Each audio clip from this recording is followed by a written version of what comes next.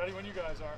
Coach, DeAndre Boykin, what's the update on him? And if he's not ready to go, is DJ Jones ready to take meaningful snaps? I'll let the doctors, and I know he's working hard to get back, let the doctors figure that part out. We've spent all of fall camp building depth and cross-training guys because in the system, multiple guys can play multiple positions. We have guys that can play star, either safety, can play money. So we have a group of guys, because everything's by committee back there, and we want to get the best 5 on the field, the best 6 on the field, the best 4 on the field. So we'll have a plan to cross-train and get our best 5 or 6 on the field in every situation. Is DJ Jones developing at where you He's been doing a great job. He's playing multiple positions for us. He's playing 3 different spots back there because we teach everything like concepts. And so once they understand the concepts, we can move them around to put them in the best position to help us make plays and get the win. So he's the guy that's been working hard. Elijah Huzzy's been working hard back there, getting multiple roles. Gio Biggers, Don Chapman, Will Hardy, even as a freshman, Will played 3 positions back there as a true freshman. So we'll have the best 5 or 6 ready no matter what the spot is.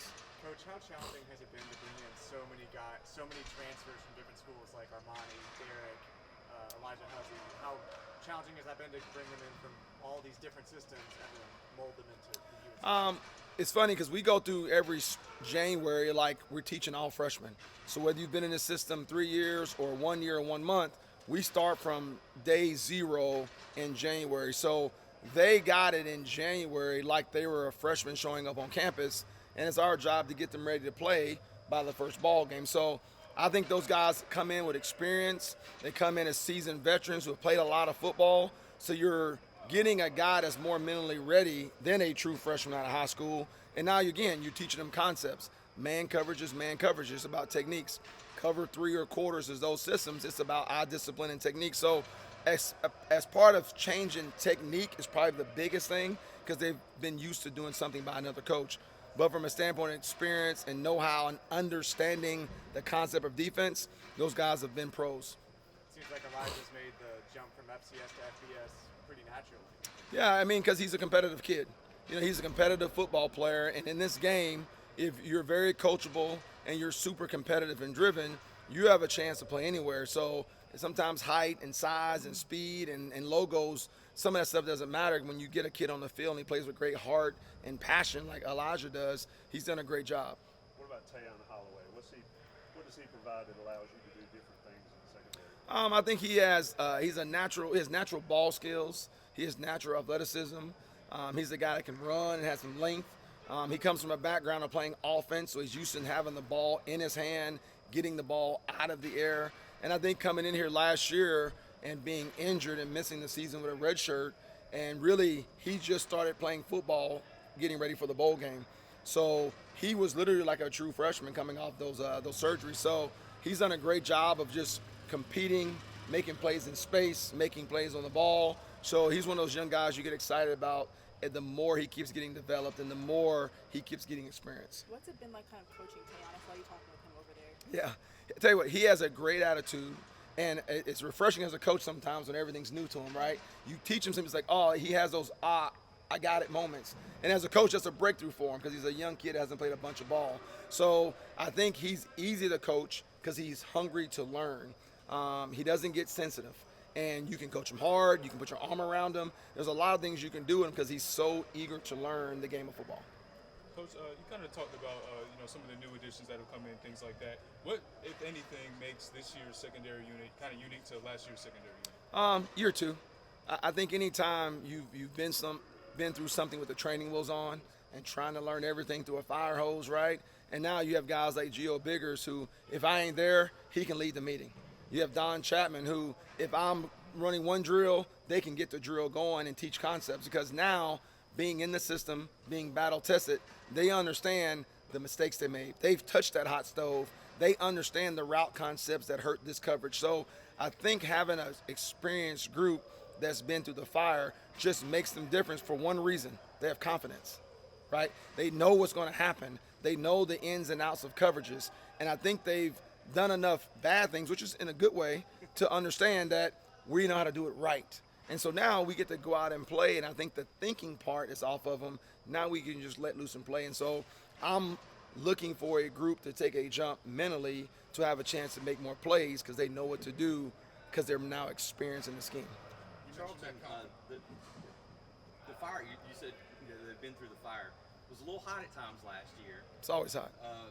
What, in terms of the way you went back and assessed just the secondary, just the DBs, and the way you all played last year as a group, what was the thing that bothered you the most, or what did you want to improve on the most? Like, what really stuck out to you when you went back and made the assessment and you said, we have to change this? Yeah, I think as a coach, you look back on the body of work, and the one thing I thought is we left opportunities on the field. If we're this much better with our eyes, we're in that much better position to stop that play that hurt us. If we are that much quicker with our read and knew that, oh man, I know this is coming, right? We make that play, which doesn't put us in this position or give up that third down. So I always thought we were a step behind certain plays. And at times when we were doing it great, it was rolling, and then something bad would happen, and it was a lapse, right? It was man, I didn't realize. So I think those moments have really helped us. And as a coach, it's like, man, if we only could have, if we only understood this a little bit better. So for me, when I went back to the lab, it was about, let's coach them at level 3 now.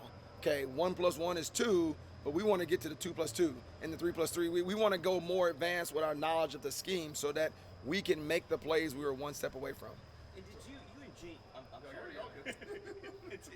Did you and Gene, I mean, you guys have known each other, and Yep. you're so familiar with working with each other. Did you all find yourselves, I don't know, do anything different in terms of a spring or a summer or a preseason than you've done in the past? Always. I think how did whenever, that process go? I think, you feel like you have a good season, but when you're really critical on yourself, you find ways like, hey, we have to improve in these areas. And you go ask people smarter than you. You go look for people who did it better than you. And there's no pride in that because we all want, I'm still getting coached every day of my life, okay? This is 19 years. I get coached every day. So for me, so for me and Coach Chiswick, we want to go find ways to become better, to become simpler, to allow our guys to play faster. And I think after 1 year, you know who your guys are. I knew them in the spring, but I didn't know them in game 8, right? Like I would know them in game 8. So I think you know your players and what you have, and now you capitalize on your strengths and you try to minimize your weaknesses, but you now have that under your belt. So I think it was collectively, we went back to the lab and said, okay, what can we do better? What can we cut out? What can we add? What can we make simpler to allow these guys to make plays? You talked about the confidence, and you talked about them taking that next step mentally.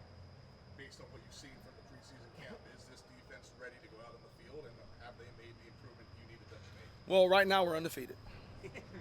So I like where we are. I like everything we're doing. And then when the lights come on and the jerseys are a different color, then we have to go out there and play. I love where our guys are mentally. I love the work, the effort, the hustle.